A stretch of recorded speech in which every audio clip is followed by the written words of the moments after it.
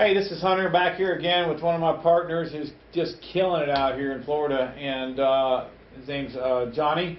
And we've been working together on some files, and we got some questions that come up. So if you're an investor out there looking for deals, there's going to be some questions that come up from the homeowners. So if you're not getting questions from homeowners, then you're not doing any deals. Correct. Right? So if you're getting one or two deals, then it's, and we have that happen. Some people bring in a deal and we get it done and boom, they're gone, and they don't do another one for whatever reason. They make 15, 20 grand or whatever, and for whatever reason they don't bring in more short sales. But it's not like you. You're bringing them in because there's not a lot of competition in that short sale field.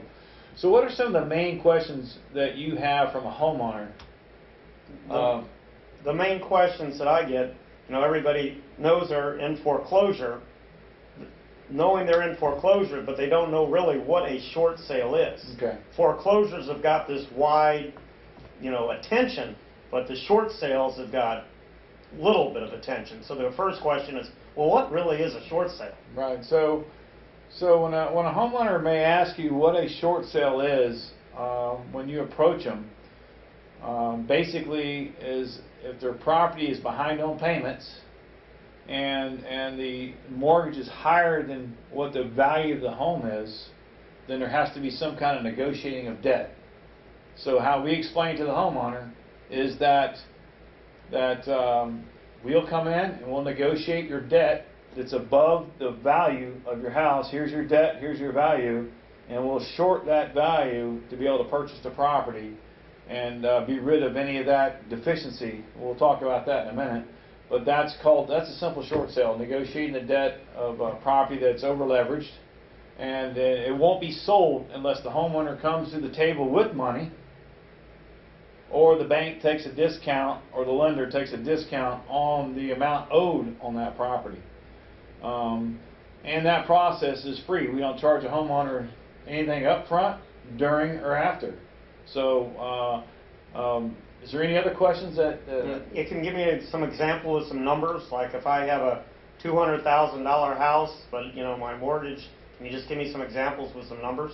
Okay, so you got a $200,000 house. Is that value or is that the mortgage amount? That's what I think the house is worth. Okay, what do you think the house is worth, or what do you owe on the house? I owe like $275. Okay, so you think the value of the house is $200, and you owe $275. Correct. So what we'll do is we'll come in and negotiate a purchase of that property at the $200 or less, because sometimes we need to buy the property a little bit less for us because there's always going to be some repairs, or there's always going to be a cost to do this, and we don't charge you the cost, but our buyer pays our cost. So when our buyer, in order for our buyer to pay your cost, which we don't charge you, it's our cost, meaning Correct. that it costs something to negotiate this debt. Correct. You can go hire an attorney, and what do attorneys charge you? They charge you $1,500, $2,500, or $500 a month, or whatever that number is. Yep.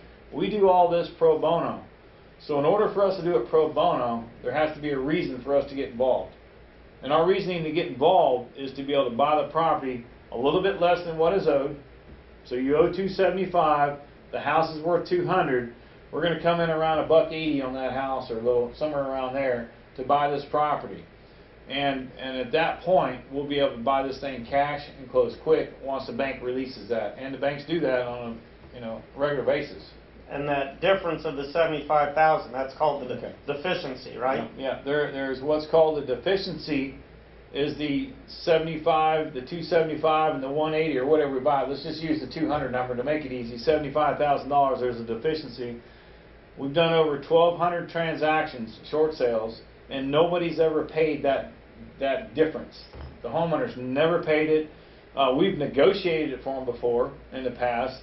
And also, we make sure that there's something in writing, not something. There is a letter from the lender in writing after the short sale is done that states that you, the homeowner, will not be responsible for that deficiency, that $75,000. And the other question, the 75, then there's like a 1099-A or C or something. There's a 1099-C, that's cancellation of debt.